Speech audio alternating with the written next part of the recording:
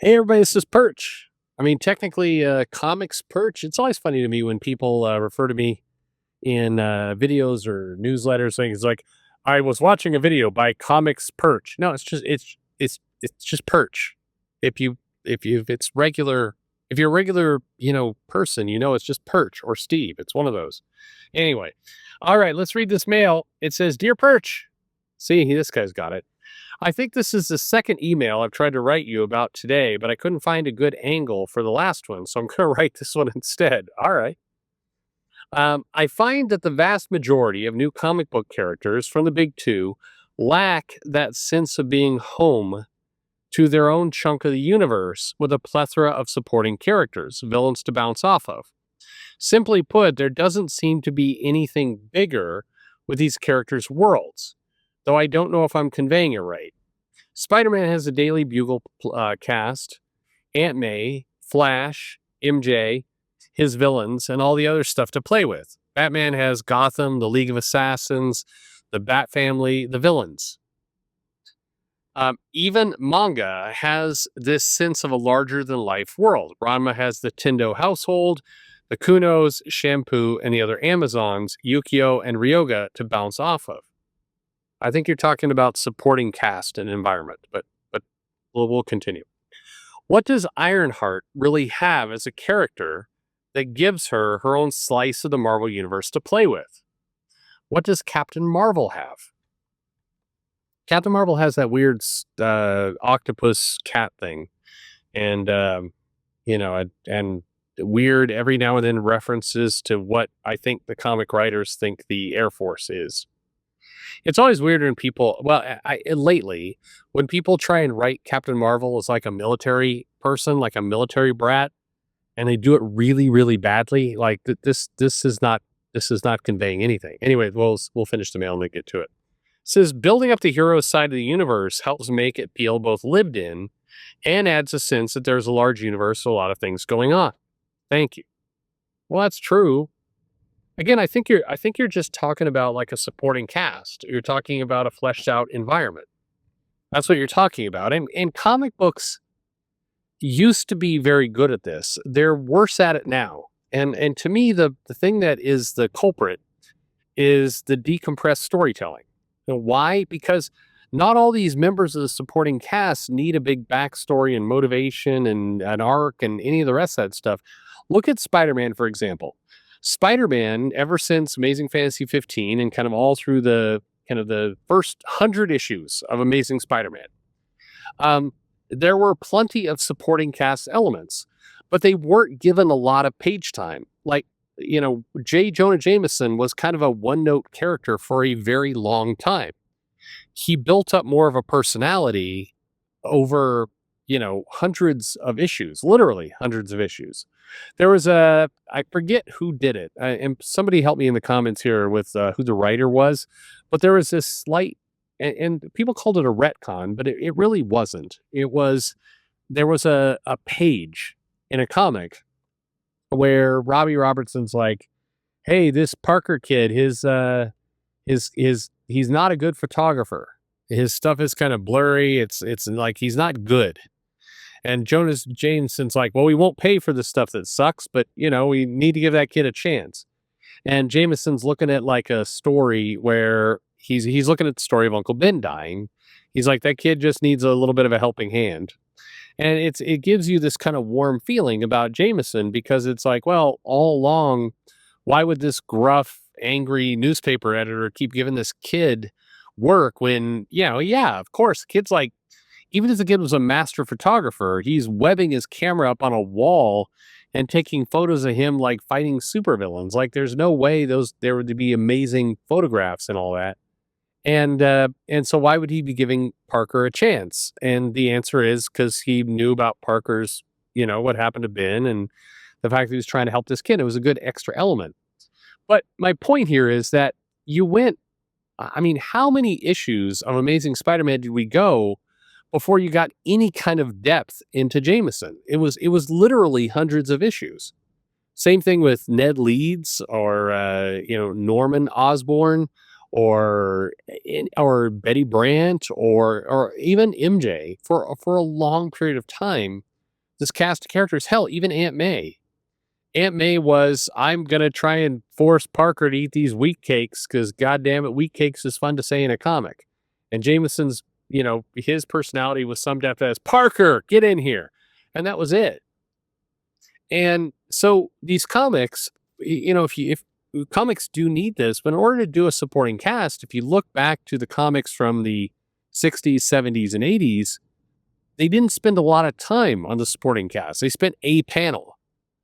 And the characters were largely stereotypes. They were very one-dimensional. They were very easy to understand, but they just showed up repeatedly. And over time, the sheer volume of these characters showing up meant that they slowly got real personalities, but the majority of the page work and the writing and the art and everything else was for the hero. 95% of Amazing Spider-Man was about Spider-Man and Parker. That was it. That was the star of the comic. And then you'd get a panel here and there with all of his supporting cast. And it just built up over time. But they kept the main thing the main thing. The main thing in this case was Spider-Man, because it was a comic called Spider-Man. It wasn't a comic called Spider-Man's menagerie of friends and associates and people he kind of is annoyed with. And we're going to invest heavy amounts of pages to make every single individual in Parker's life this wise, sage-like character who we have to, have constantly be lecturing and explaining to Peter the ways of life. It wasn't called that. And look at comics today, and this is honestly a problem. The writers, and I believe fundamentally, it's that a lot of the writers do not like the characters they're actually assigned to write. They don't really want to write Spider-Man. They want to write stories about, MJ, or they want to write stories about, Ned Leeds, or they want to write stories about Betty, or they want to write, that's what they want to, they want to write, they want to introduce a new character, a, quick talking barista that Peter befriends that is going to, I'm like, literally you open up some of these comics and there's 3 to 4 pages of dialogue, just dialogue of characters like walking down the hallway, talking to Peter. Like in the new Amazing Spider-Man comic, there are pages of just nothing going on. And the supporting characters just endlessly talking and talking. We're hearing details about them that, God damn it, we don't care. These details are like, yeah, I got divorced when I was 17 and then decided to move on with my life and lived in a commune for a while and moved to Portland and then, took up art as a massage therapist and eventually because my aunt was sick, I moved back to New York and tried to do the work here, but now I'm being a barista on the side. Like, good Lord, nobody cares. Nobody fucking cares about this stuff. And so the weird part is that I think writers are trying to do what you, the writer, the letter writer, the person who wrote into this show, is asking for. They're trying to give this well-rounded, supporting cast and world to these characters. But the problem is it's still a 22-page comic, and you're trying to sell Spider-Man or, Captain Marvel. Well, you mentioned Captain Marvel, and we'll use her. So Captain Marvel, what you need to do in the 22-page comic is devote 21 pages to Captain Marvel being awesome on her own, doing a good job, saving the world, doing cool shit. And then you devote 1 page or a panel every now and then throughout the comics to the various members of Carol's supporting cast. Where does she live?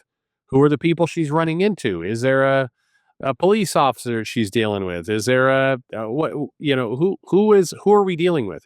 Does she have a landlord? I guess she's staying didn't they have Captain Marvel's like staying in the Statue of Liberty for a while? Like living there? Like how would that even work? There's no toilet up there. Like Captain Marvel wakes up in the middle of the night, she's got to pee, and she just like flies over the ocean, pisses, and then goes back to this. I may be remembering this wrong. I could swear though that she for a while in the comic, in the last 10 years, she was like living in the Statue of Liberty for some crazy fucking reason.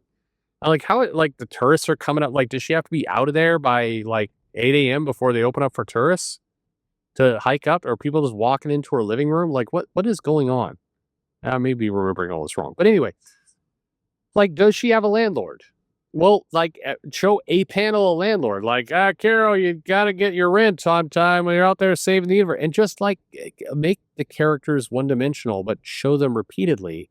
This does mean that you're going to need the comic book to last more than 10 issues, but that's the way you do it. Build up the environment, where they live, who are the people around them, but you don't need to devote page after page after page after page of detailing their backstories. Nobody cares.